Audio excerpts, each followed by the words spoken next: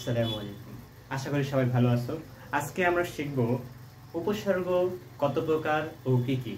উপসর্গ কত প্রকার ও কি কি এটা জানার আগে আমরা একটু জেনে নিব উপসর্গ কাকে বলে। উপসর্গ কাকে বলে?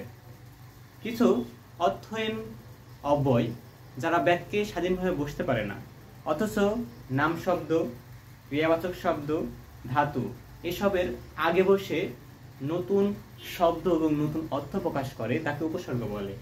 যেমন আমরা কিছু উপসর্গ দেখব, যেমন একটি উপসর্গ।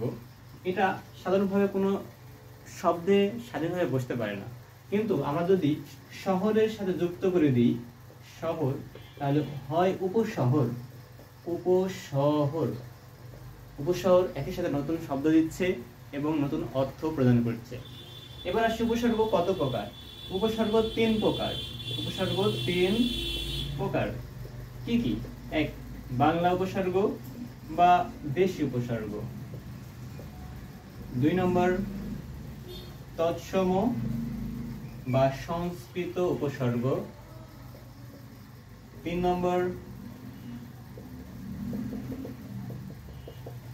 নম্বর বিদেশি উপসর্গ। বিদেশি উপসর্গ।